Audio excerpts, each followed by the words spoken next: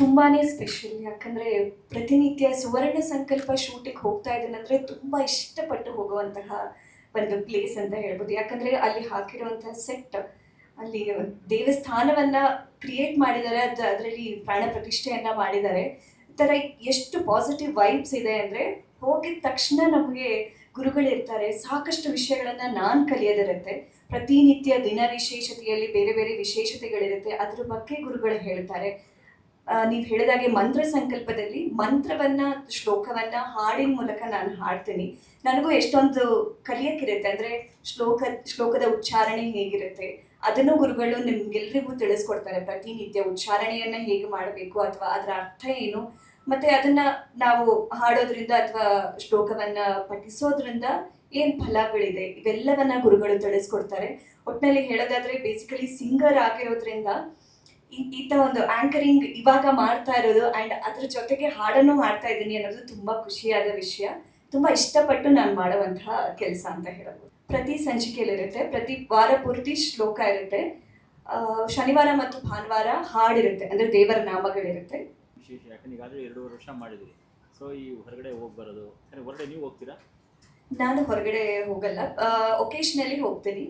ಅಂದ್ರೆ ಏನಾದರೂ special content ಎಲ್ಲಾದರೂ ಇದ್ರೆ ಹೊರಗಡೆ ಹೋಗ್ತೀನಿ, ಅಂದರೆ ಗುರುಗಳೇ ಹೋಗ್ತಾರೆ. ನಾನು ನಿರೂಪಕಿ ಆಗಿರ್ತೀನಿ. ತುಂಬಾನೇ ವಿಶೇಷ. ಅಂದರೆ ನಾನು ಹೇಳಿದ ಹಾಗೆ ಸಿಂಗರ್ ಆಗಿ ಇವಾಗ ಆಂಕರಿಂಗ್ ಮಾಡ್ತಾ ಇರೋದು ತುಂಬ ವಿಶೇಷವಾದ ಕಾರ್ಯಕ್ರಮ. ಬೇಸಿಕಲಿ ನಾನು ಜಾಸ್ತಿ ಡಿವೋಷನಲ್ ಸಾಂಗ್ಸ್ ಆ್ಯಂಡ್ ಕರ್ನಾಟಕ ಶಾಸ್ತ್ರೀಯ ಸಂಗೀತವನ್ನೇ ಹಾಡ್ಕೊಂಡು ಬಂದಿರೋದ್ರಿಂದ ಟ್ರೆಡಿಷನಲ್ ವೇಯಲ್ಲಿ ಮತ್ತೆ ಜನಗಳಿಗೆ ಎಕ್ಸ್ಪೋಜರ್ ಆಗಿರೋದು ನನಗೆ ತುಂಬಾನೇ ಖುಷಿ ಕೊಟ್ಟಿದೆ.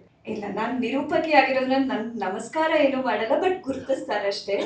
ಆದ್ರೆ ಗುರುತಿಸ್ತಾರೆ, ಚೆನ್ನಾಗಿ ಮಂತ್ರಗಳನ್ನ ಹಾಡ್ತಾ ಇದ್ದೀರಾ. ಅಂಡ್ ಎಷ್ಟೊಂದು ಜನ ನನಗೂ ಮೆಸೇಜ್ ಮಾಡ್ತಾರೆ, ಈ ಮಂತ್ರ ಎಗಿನ್ ನಮ್ಗೆ ಮೆಸೇಜ್ ಮಾಡಿ, ಇದು ನಮ್ಗೆ ಇನ್ನೊಂದ್ಸತಿ ಹಾಡ್ಬೇಕು ಅನಿಸ್ತಾ ಇದೆ, ಕೇಳಬೇಕು ಅನಿಸ್ತಿದೆ, ಇದನ್ನ ನಾವು ದೇವ್ರ ಮುಂದೆ ಪಠಿಸ್ಬೇಕು ಅನಿಸ್ತಾ ಇದೆ, ಅದ ಕಾರಣ ಇದನ್ನ ನಮ್ಗೆ ಕಳಿಸ್ಕೊಡಿ ಅಂತ ಹೇಳ್ತಾರೆ. ಸೊ ಎಲ್ಲರಿಂದಲೂ ತುಂಬಾ ಒಳ್ಳೆ ರಿಯಾಕ್ಷನ್ಸ್ ಬರ್ತಾ ಇದೆ. ವಿಶೇಷ ಯಾಕಂದ್ರೆ ಈಗಾಗಲೇ 2.5 ವರ್ಷ ಮಾಡಿದ್ರಿ. ಸೊ ಈ ಹೊರಗಡೆ ಹೋಗಿ ಬರೋದು, ಹೊರಗಡೆ ನೀವು ಹೋಗ್ತೀರಾ?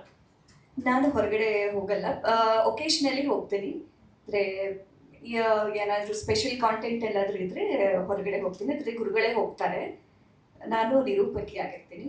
ತುಂಬಾನೇ ವಿಶೇಷ. ಅಂದರೆ ನಾನು ಹೇಳಿದ ಹಾಗೆ ಸಿಂಗರ್ ಆಗಿ ಇವಾಗ ಆಂಕರಿಂಗ್ ಮಾಡ್ತಾ ಇರೋದು ತುಂಬ ವಿಶೇಷವಾದ ಕಾರ್ಯಕ್ರಮ. ಬೇಸಿಕಲಿ ನಾನು ಜಾಸ್ತಿ ಡಿವೋಷನಲ್ ಸಾಂಗ್ಸ್ ಆ್ಯಂಡ್ ಕರ್ನಾಟಕ ಶಾಸ್ತ್ರೀಯ ಸಂಗೀತವನ್ನೇ ಹಾಡ್ಕೊಂಡು ಬಂದಿರೋದ್ರಿಂದ ಟ್ರೆಡಿಷನಲ್ ವೇಯಲ್ಲಿ ಮತ್ತೆ ಜನಗಳಿಗೆ ಎಕ್ಸ್ಪೋಜರ್ ಆಗಿರೋದು ನನಗೆ ತುಂಬಾನೇ ಖುಷಿ ಕೊಟ್ಟಿದೆ. ಇಲ್ಲ, ನಾನು ನಿರೂಪಕಿ ಆಗಿರೋದ್ರಿಂದ ನನ್ ನಮಸ್ಕಾರ ಏನೂ ಮಾಡಲ್ಲ, ಬಟ್ ಗುರುತಿಸ್ತಾರೆ ಅಷ್ಟೇ.